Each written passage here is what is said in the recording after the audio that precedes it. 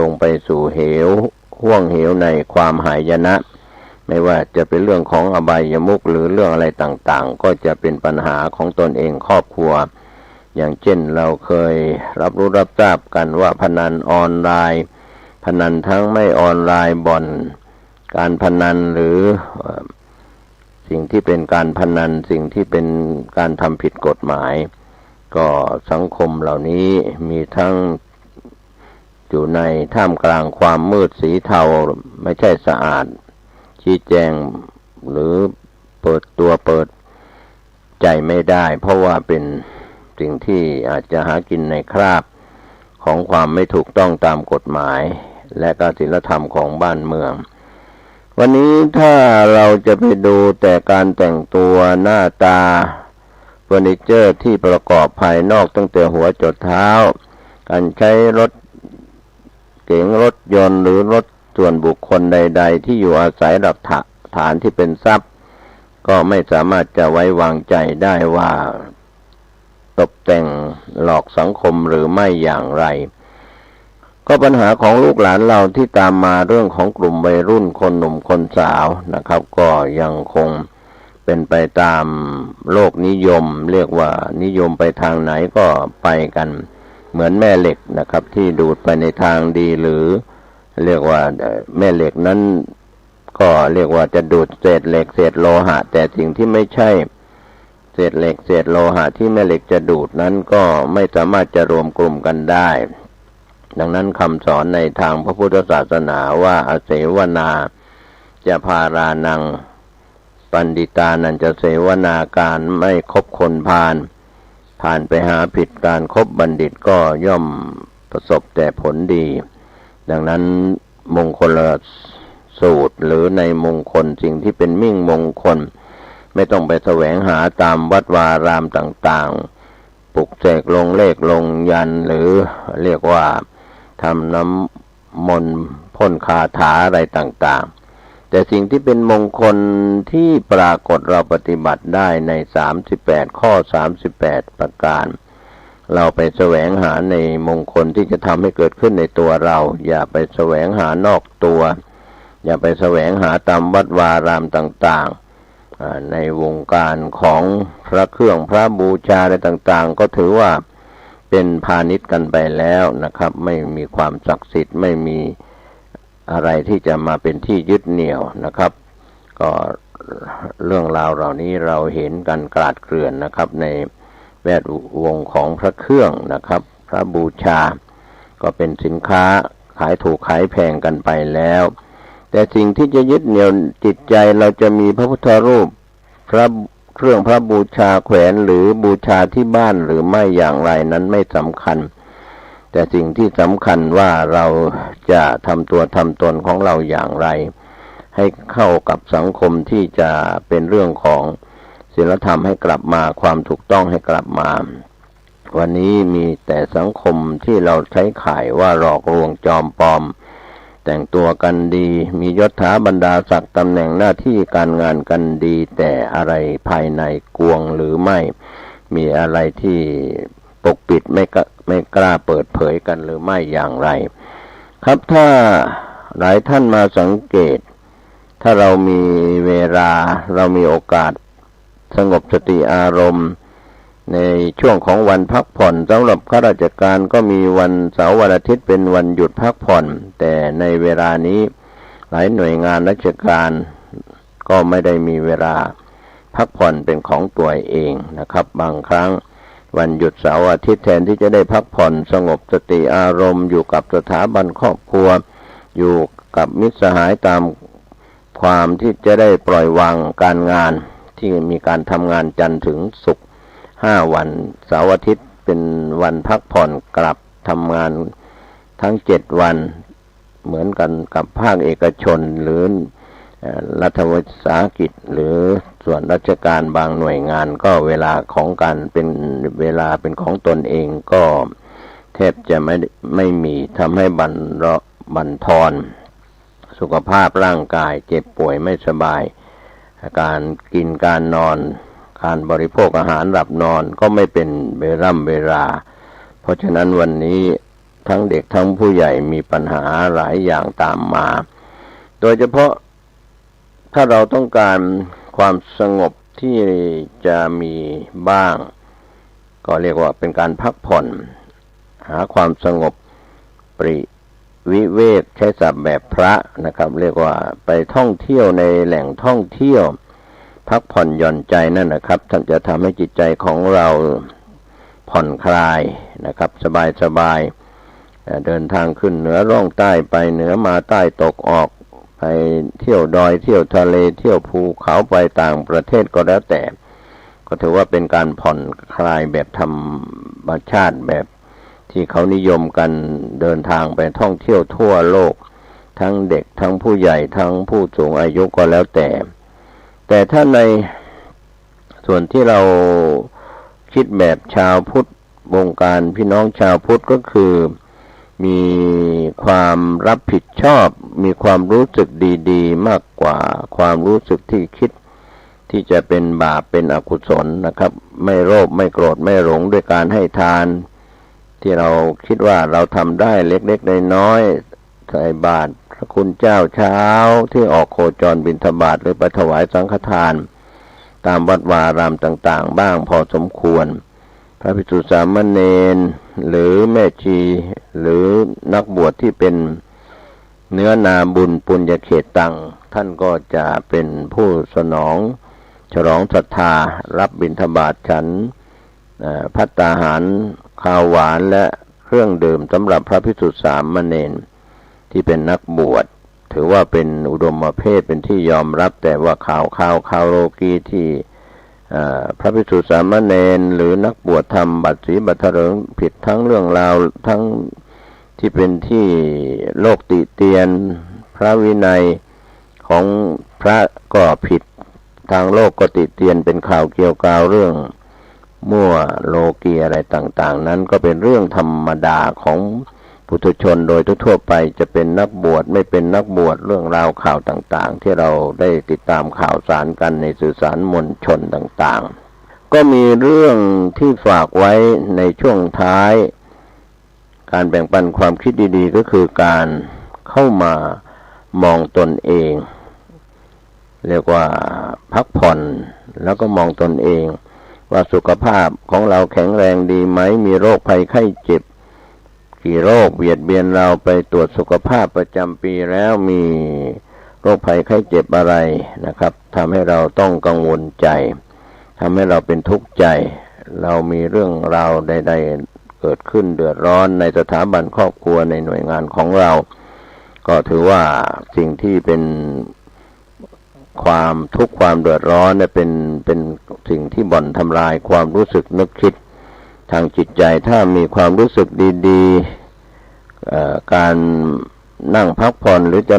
จริญสมาธิภาวนาวันละเล็กวันละน้อยจิตใจสงบก็ถือว่าเป็นกำไรชีวิตบางคนก็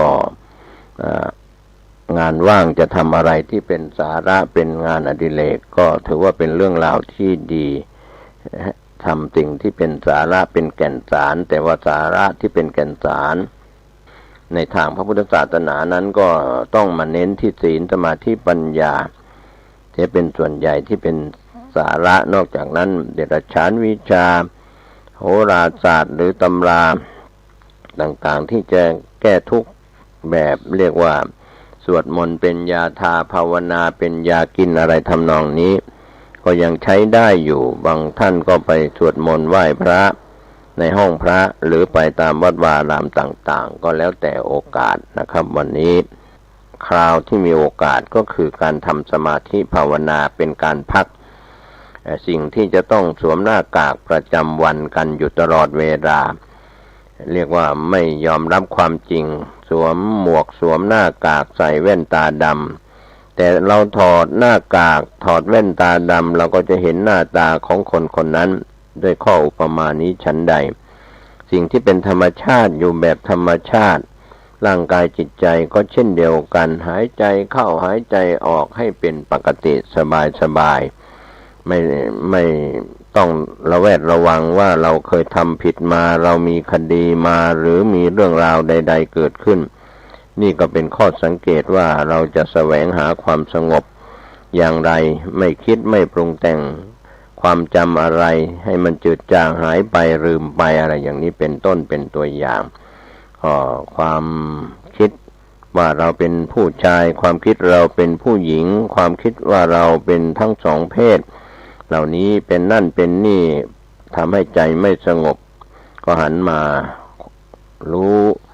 คิดว่าเราอยู่ในฐานะเป็นเพศชายก็เป็นเพศชายให้สมบูรณ์เป็นเพศหญิงก็เป็นเพศหญิงให้สมบูรณ์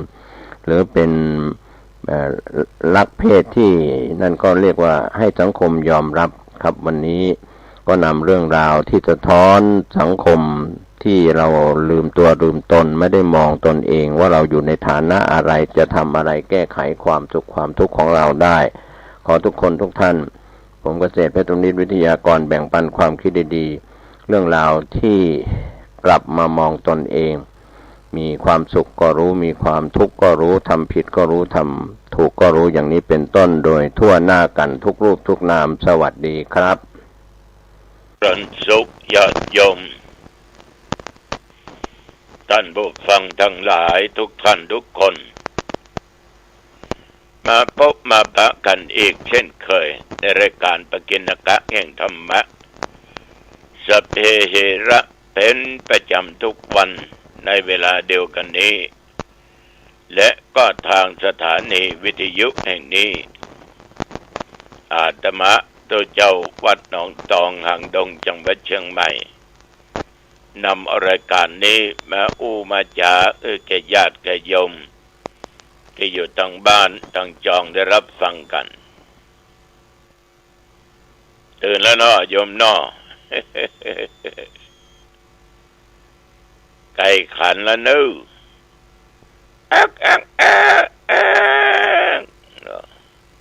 ไก่นี่ถ้ายังเงา ลุกได้แล้วลุกได้แล้วนะวันนี้เป็นวันศีลและวันธรรมต่อไปนี้ญาติโยมก็รับเอาข้อศีลไปเป็นข้อปฏิบัติอาตมาจะบอกให้ตักเตือนกันไว้บ่ได้เอาตั้งใจเน้ออรังหังสัมมาสัมพุทโธภควาพุทธังภวันตังอภิวาเทมิกราบพระพุทธสวากขาโตภควตาธัมโมธัมมังนัมสสามิกราบพระธรรมสุปฏิปันโนภควโตสาวกสังโฆสังฆังนัมมามิกราบพระสงฆ์นะโมตัสสะภะคะวะโตอะระหะโตสัมมาสัมพุทธัสสะนะโมตัสสะภะคะวะโตอะระหะโตสัมมาสัมพุทธัสสะนะโมตัสสะภะคะวะโตอะระหะโตสัมมาสัมพุทธัสสะพุทธังสรณังคัจฉามิธัมมังสรณังคัจฉามิสังฆังสรณังคัจฉามิทุติยัมปิพุทธังสรณังคัจฉามิทุติยัมปิธัมมังสรณังคัจฉามิทุติยัมปิสังฆังสรณังคัจฉามิตติยัมปิพุทธังสรณังคัจฉามิตติยัมปิธัมมังสรณังคัจฉามิตติยัมปิสังฆังสรณังคัจฉามิปานาติปาตาเวรมณีสิกขาปะทังสมาธิยามิอทินนาทานาเวรมณี สิกขาปะทังสมาธิยามิกาเมสุมิชฌาจาราเวระมณีสิกขาปะทังสมาธิยามิมุสาวาทาเวระมณีสิกขาปะทังสมาธิยามิมุสาวาทาเวระมณีสิกขาปะทังสมาธิยามิสุราเมรยมัชฌัปปมาทฐานาเวระมณีสิกขาปะทังสมาธิยามิอิมานิปัญจสิกขาปทานิสีเลนะสุขติงยันติสีเลนะโภคสัมปทาสีเลนะนิพุตติงยันติตัสมาสีลังวิโสทะเยอิติปิโสปังเขาวาอะระหังสัมมาสัมพุทโธวิชชาจารณะสัมปันโนสุขโตโลกวิทูอนุตตโรปุริสธัมมสารถิสัทธาเทวมนุษย์สานังพุทโธภควาติยันดุลนิมิตตังอวะมังคลัญจาโยจามะนาโปสกุนัสสะสัทโธปะปะคะโหตุสุปินังอะกันตังพุทธานุภาเวนะวินาสเมนตุสวากขาโตภควตาธัมโมสันติติโกอะกาลิโกเอหิปัสสิโกโอปันนะยิโกปัจจตังเวทิตโพวินยูหิติยันดุลนิมิตตังอวะมังคลัญจาโยจามานาโปสกุนัสสะสัทโธปะปะกะโหตุสุปินังอะกันตังธัมมานุภาเวนะวินาสเมนตุสุปฏิปันโนภควโตสาวกสังโฆอุชุปฏิปันโนภควโตสาวกสังโฆยายาปฏิปันโนภควโตสาวกสังโฆสามิจิปฏิปันโนภควโตสาวกสังโฆยะติตังจัตตาริปุริสยุคานิอัตถปุริสปุคัลลาเอสะภควโตสาวกสังโฆอาหุนยโยปะหุนยโยทักขินยโยอัญชลีกรณียังปุญญเกตังโลกัสส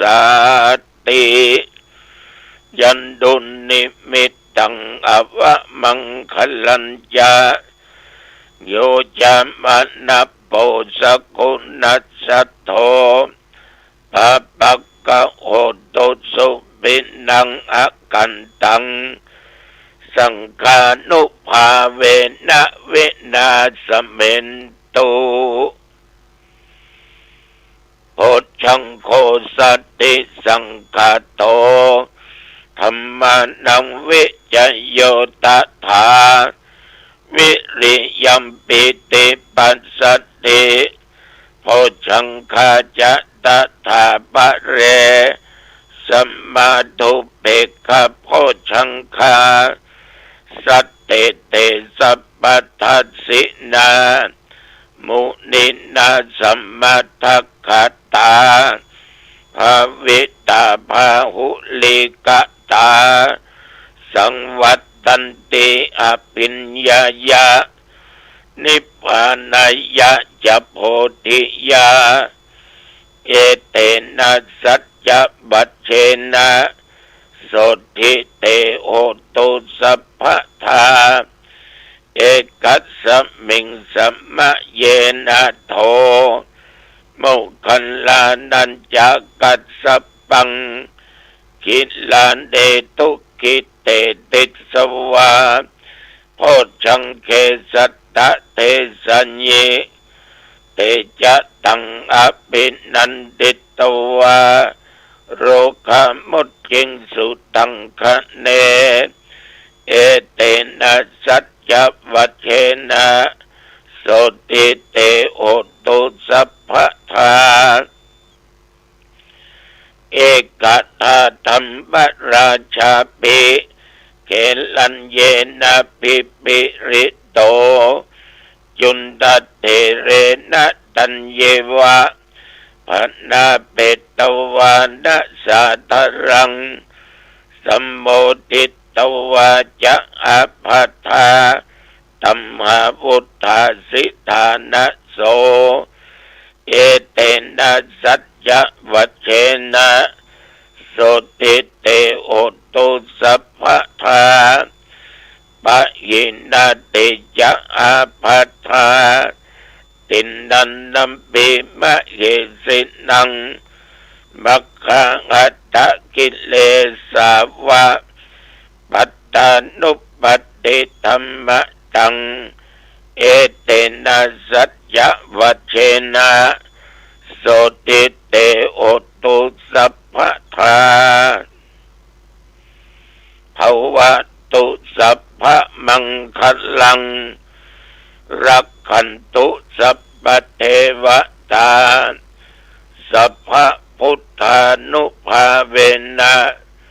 สัทธาโสติภวันตุเตภวตุสัพพมังคลังรักขันตุสัพพเทวตาสัพพธรรมานุภาเวนะสัทธาโสติภวันตุเตภวตุสัพพมังคลังรักขันตุสัพพเทวตาสัพพสังฆานุภาเวนะสัทธาโสติภวันตุเต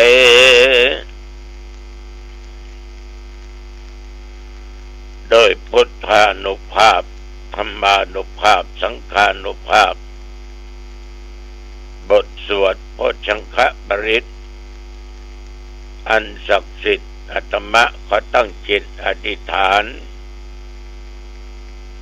ถวายเป็นพระพรชัยมงคลได้สมเด็จพระเจ้าลูกเธอเจ้าฟ้าปัจจลกิติยภาขอพระองค์ท่านนั้นจงได้หายจากอาการพระประชวรการเจ็บไข้ได้ป่วยขอพระองค์มีสุขภาพพละไมแข็งแรงทั้งกายวาจา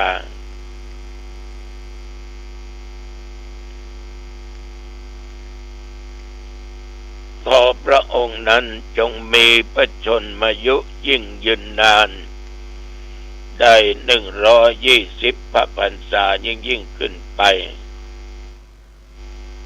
ขอถวายพระพรกรมอุตุได้ประกาศบอกว่าระยะนี้อากาศหนาวขึ้นตะวันนี้ตอนกลางวันมี33 องศาปัจจุบันประเดี๋ยวนี้17 องศา17 องศานี่อยู่ในห้องนะ ตุ้มประตวบละตุ้มประตวบตัว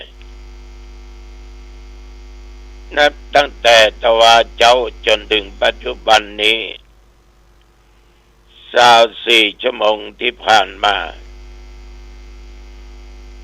น้องตองและใกล้เคียงบ่มีรายงานว่าฝนตกแล้วก็อากาศอยู่ตามปกติก็แม่พี่น้องญาติโยมแต่ว่าเช่นเดียวกันฉันเจ้าแล้วเมื่อตะวันวานนี้ก็ไม่ไปไหน